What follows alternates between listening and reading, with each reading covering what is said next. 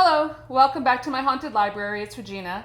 I am not doing a film this weekend, so no haunted drive-in, unfortunately, but I will be back with Batilda next weekend to do a review discussion on one of the most ultimate of drive-in horror films, and that's Jaws. So tune in next Saturday for that. But I thought today I would do something I haven't done in a while, and that is a haul video, because I've amassed quite a lot of books in the past, month or so. So I wanted to just go over them, and it has really been quite an eclectic mix of different things that I've acquired. Some in the wild, as they say, some on eBay, and some on Amazon, and even a little stop by Barnes & Noble recently, which is where I got Gold Dust Woman, the biography of Stevie Nicks by Stephen Davis. So this was okay. I mean, it apparently had a lot of mistakes in it, including Stevie Nicks' birthday, which for a biography is something that, you think that they would check on. But this book does mention that during the Rolling Stone cover shoot with Anne Leibovitz, which was for Rumors, I believe, or maybe it was for Tusk, that Stevie and Lindsay started making out at the end of it, even though they apparently were broken up. So I really enjoyed that part. I also enjoyed reading about something that relates to my next book, so I'm going to switch here, or books, and this is the Evangeline Walton Mabinogion, I don't know if I'm saying that right. This is the Mabinogion, or Mabinogion, the Welsh mythology that she wrote down, and there are 4 volumes. I was very thrilled to find this on eBay for it was like $12 including shipping. So I jumped on it, and each one of the books came out in the 70s, and they have these very psychedelic covers. Really, really nice. So in this book, Gold Dust Woman, the author mentions the Rhiannon story, which of course started with the Mary Leader book, Triad, which I still have not gotten a copy of, but I will eventually and read it. They write about that meeting when Stevie Nicks finally met Evangeline Walton in Arizona and talked about this Rhiannon and how they both kind of channeled it. And it's interesting because Evangeline Walton cautioned Stevie Nicks not to throw around the witchcraft thing too much, that it could lead to bad things. So I read the first one, and don't ask me to pronounce these Welsh names, but Prince of Anwen, I don't know how to say it. So it was good, and I want to keep reading this, so I will move on to the next one. It was a really lovely tale. So, and I kind of liked how that all kind of connected. All right, what's next? Oh, I got these Kill River 1 and Kill River 2. I got these on Amazon by Cameron Robeek in anticipation of the Bloody Beach read, and I hope I'm not too late. I know I'm not going to get all the challenges done, but at least I like to try to at least read one of these before that is over. But the reason why I've been so curtailed in getting that read is I started a big old tome, and this is Wanderers by Chuck Wendig. Now I did start reading this. I'm about a little more than halfway through. It's really good. Normally I don't read big commercial fiction books, but I mentioned in another video, Chuck Wendig is from my hometown, so I wanted to support him, I guess, and just out of curiosity, I've read a couple of his other books, and I really like his style, and this is really good, but it's just really long, and so I'm still working through. All right, what else? I got this, I think this is my last Paperbacks from Hell subscription book, but I will sign up for the next round, even though I haven't read them all. Of all of them that I've gotten, what were there, 5? I've read 2 so far, but I will read them. This one's called The Spirit by Thomas Page, and it's a really cool cover. Looking at this cools me off in the very hot summer. Okay, these I found I have one of those little library boxes in my town. In fact, it's like a block away from my house. So I don't just take them, I also unhaul books. Every time there's something that's like kind of fantasy, I don't really find a lot of horror there, but I did find Magnus Chase and the Gods of Asgard by Rick Riordan. I don't know if it's a young adult, but it has a pretty cover, and I think this is the first book in the series. I will add it to my fantasy shelf, and maybe one of these days I'll just pick it up. I also saw these two by Tobsha Lerner. I don't know if I'm saying these names. I can't pronounce any words today, but this is called The Witch of Cologne and also Soul. They have really pretty covers. They're like historical romance, it looks like. So, I don't know, they were pretty, and I like reading this stuff every once in a while. So, you never know.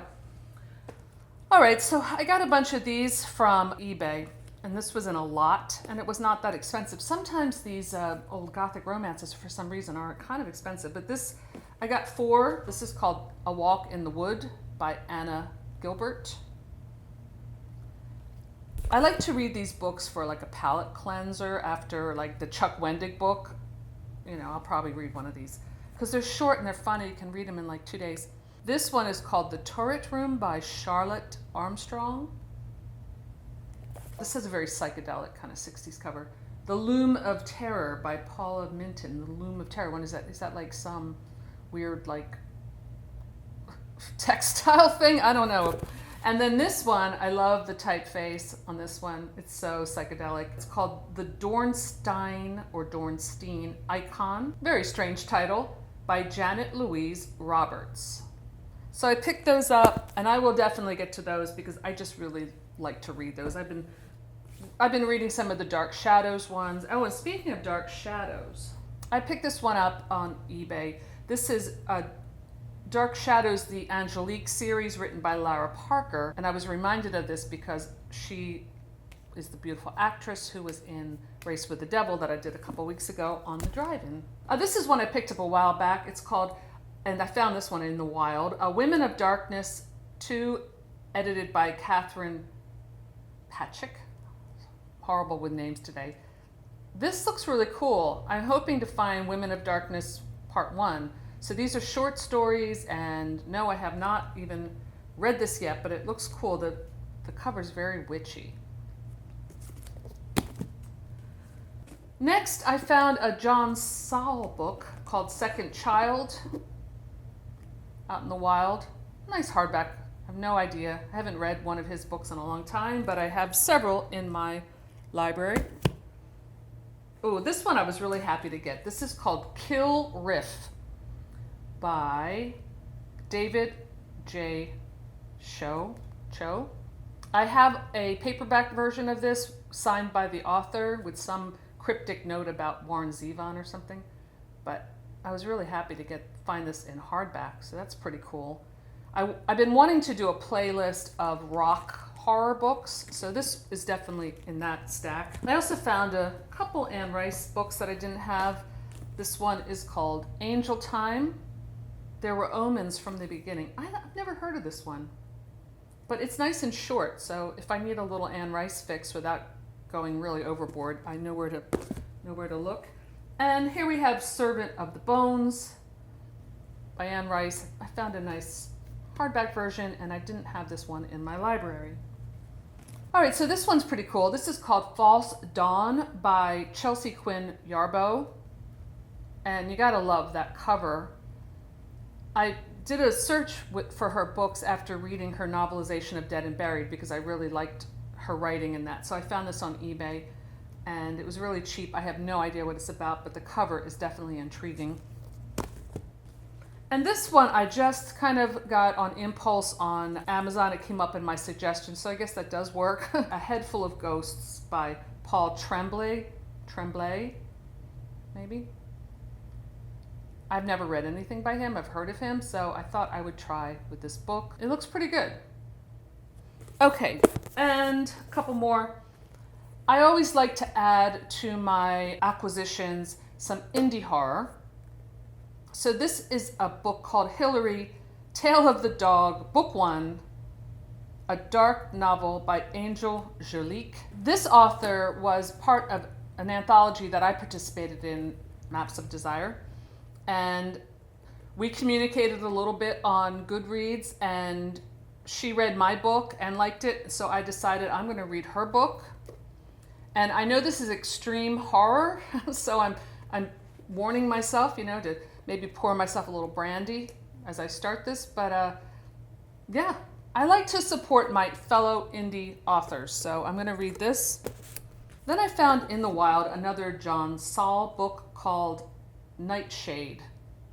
I have no idea what this novel is about, or if it's a short story anthology, or what it is, but cover looks cool. So that is my haul. Lots of different stuff, and I've been, like I said, reading Chuck Wendig's book. When I finish, which I'm hopefully will be in the next couple days, I am going to then try to catch up with the Bloody Beach read, and I maybe try to read those two Cameron Robeek books because they look pretty cool. So let me know in the comments below if you've read any of these books, and I will see you soon in my haunted library. Bye.